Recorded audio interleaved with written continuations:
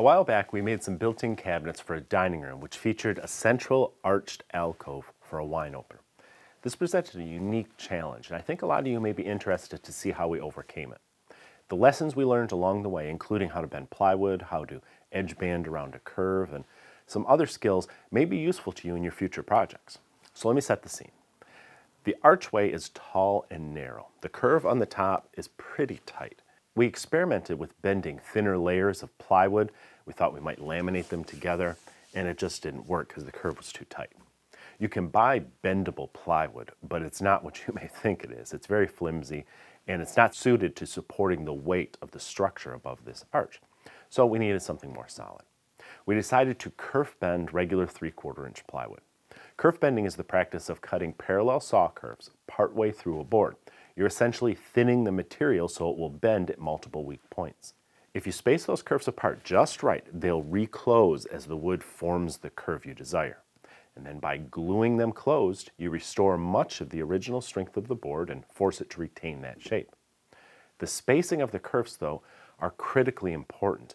If they're too far apart, you won't get a tight enough arch. If they're too close together, they won't fully close and the arch will have little strength. Luckily, there's an online calculator that'll help you figure the spacing out. I'll link to it below this video. Of course, we needed a simple form to bend the plywood around so we could get the proper shape and hold it there as the glue dried. This was a good time to use up some plywood scraps. After the form was built, we cut the proper curve spacing for the bend we required. The cuts must be deep enough to allow the plywood to bend, but not so deep that it breaks. We settled on leaving one ply, about 1/8 of an inch uncut. It was obvious to us from the start that the cuts must be made perpendicular to the grain, because wood is very brittle along the grain. Plywood, of course, is made up of many layers with alternating grain direction. Since we cut through all but one of those layers, we thought we could make our curves perpendicular to the grain on the surface of the plywood. But that wasn't true. We had neglected to remember the veneer.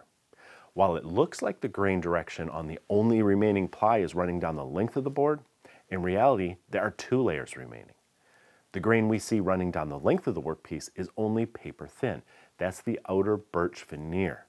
The ply beneath it, which makes up the bulk of the remaining wood, runs in the opposite direction. The lesson is, if you're using hardwood veneered plywood, the cuts must be made parallel to the grain direction on the thin outer skin, because that will ensure they are perpendicular to the grain remaining in the full ply, which lays just beneath that surface. So with that figured out, we put tape on the form to keep the glue from sticking.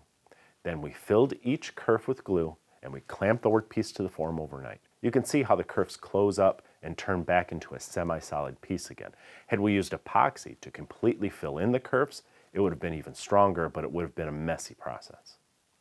To complete the alcove, rabbets were cut on the ends of the side pieces, and then biscuits were used to attach them to the bottom of the arch. This also produced the dados we would need to connect shelving on the sides. Here you may notice the downside of this bending method. Rather than a perfectly smooth curve, we were left with many facets. Now, if this were solid wood, you could reduce this appearance a great deal with some sanding, but that's not possible on plywood because you'll destroy the outer birch veneer.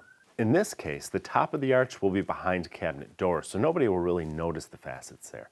But the bottom of the arch was to be visible. It needed some smoothing out. Fortunately, that surface was to be painted.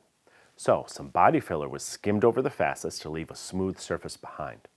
If painting wasn't an option, we would likely have gotten some birch veneer and applied a thin layer of it over the body filler with some contact cement, and then nobody would have been the wiser. Of course, to complete our deception, the edge of the curve must be covered with hardwood banding. This was done by attaching a solid piece of wood, then trimming it with a router bit. Sanded smooth, the results speak for themselves. There were a lot of challenges in this built-in project and a lot of lessons that can be learned. We'll share some more in future videos. See you next time. I've been using Duragrit carbide sanding products for years, and I still haven't worn out the first ones I bought. If I have a rough edge to smooth, a corner to chamfer, or a curve to shape, more often than not, I'm reaching for one of these cleverly designed tools. It's one of those workshop secrets I wish I'd discovered long ago. Check out the link below this video to see for yourself. Wait, don't go yet. If you're new here, please subscribe and remember to ring the bell. I would really appreciate that. Give us a thumbs up, or better yet, leave us a comment. I always read them. And be sure to check out the latest issue of Stumpy Nubs Woodworking Journal. It's always packed with tips, tricks, and tutorials designed to make you a better woodworker.